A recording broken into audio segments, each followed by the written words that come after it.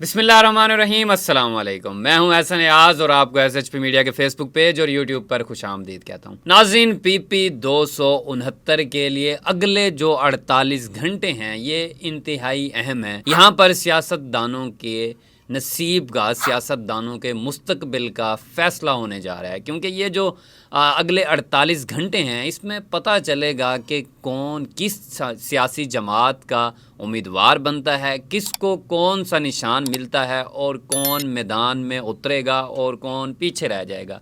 अब जो मज़े की बात करने वाली ये है कि यहाँ पर जो हमारे पास कंपीटेटर्स हैं वो हैं इकबाल खान पिताफ़ी साहब, सरदार अब्दुल हई खान दस्ती साहब, अलमदार अब्बास कुरैशी साहब, और जो PTI के वर्कर्स हैं वो ख्वाहिश तो कर रहे हैं इलेक्शन लड़ने की, लेकिन अभी तक पाकिस्तान तहरीक इंसाफ ने ज़िमनी इलेक्शन से बाइकआउट किया हुआ है। और आज के इस व्लॉग का मकसद सिर्फ और सिर्फ ये है कि आज हम बात करेंगे सरदार इकबाल खान पिताफ़ी साहब की सियासत पर कि उनके साथ कितना बड़ा ब्लंडर हो सकता है अगर अगले 48 घंटों में उनको शेर का निशान नहीं मिलता। अब देखें, समझने वाली बात है कि PTI का जब बुरा दौर था उस वक्त इकबाल खान पिताफ़ी साहब PTI में शामिल हुए, PTI में शामिल हो जाते हैं और उसके बाद PTI का बुरा दौर शुरू हो जाता है। उन्होंने ना इक़्तिदार के मज़े लिए, ना ही उन्होंने ज़िलाई ओहदों के मज़े लिए, कोई उन्होंने मज़े नहीं लिए। PTI में शामिल हुए। मुझे अच्छे से याद है जब ज़मान पार्क में MPAs MNAs के उम्मीदवार आते थे तो ये भी आते थे और मैं ख़ुद इनको कवरेज देता था। मुझे आज भी अच्छे से याद है ये किस तरह से, मतलब एक मुश्किल वक्त इन्होंने देखा है। ज़ाहिर सी बात है, बंदा अपने इलाके से लाहौर आता है तो एक्सपेंस होते हैं, काफ़ी सारे मामलात होते हैं। तो ये सारे कहने का मकसद ये है कि इन्होंने बर्दाश्त किए, इन्होंने गिरफ्तारियाँ भी बर्दाश्त की, चादर चार दीवारी का तकद्दुस पामाल किया गया, इन्होंने सारा कुछ बर्दाश्त किया। आज इलेक्शन थे जी, PTI ने बाइकाट कर दिया ज़िमनी इलेक्शन से। किसी ने इनको कहा जी नून लीग में चले जाएं, इक़्तिदार के मज़े लें। इन्होंने कहा ठीक है जी, PTI ने वैसे बाइकाट किया हुआ है, नून लीग में चले जाते हैं।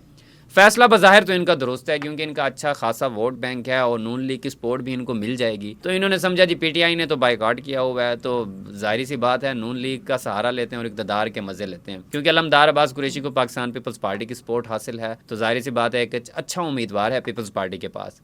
तो अगर ये जिस तरह से PTI ने बाइकआउट किया हुआ है, लेट्स सपोज बाइकआउट किया हुआ है, इकबाल पिताफ़ी एक नाम बन चुका था कि ये PTI का कैंडिडेट है।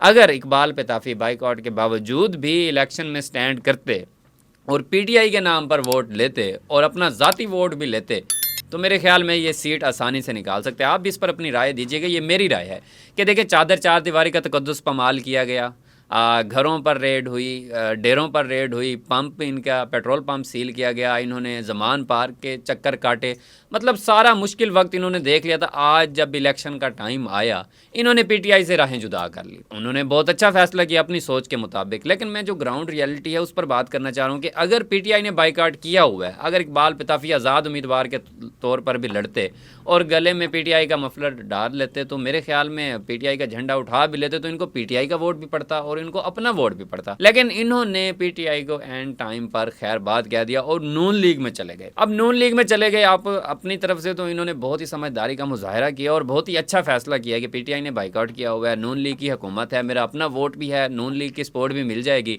अलमदार अब्बास कुरैशी को मैं टक्कर दे दूंगा और MPA बन जाऊंगा।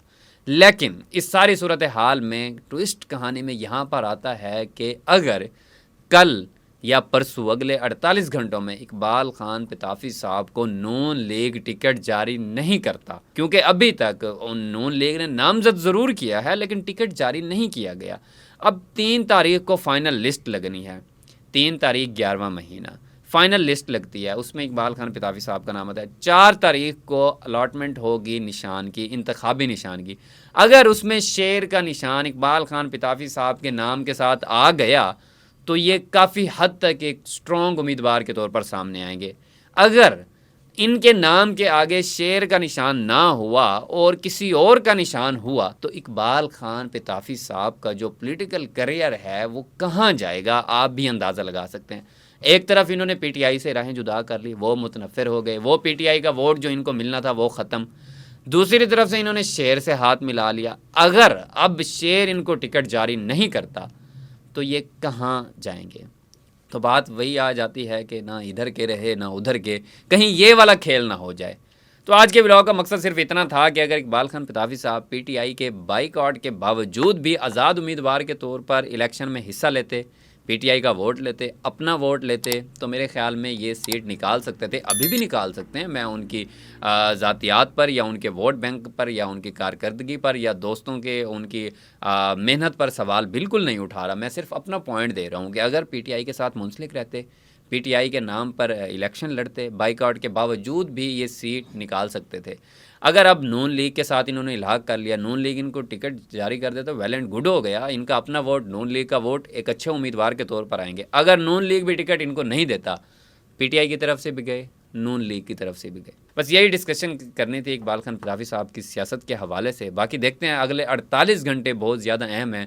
तो जैसा कि मैंने अपने पिछले व्लॉग में भी बताया था कि ग्राउंड रियलिटी क्या है, आप as a audience, as a voters comment section में ज़रूर बताया करें कि आपके हलके में किसकी मकबूलियत ज़्यादा है और किसको सपोर्ट कर रहे हैं।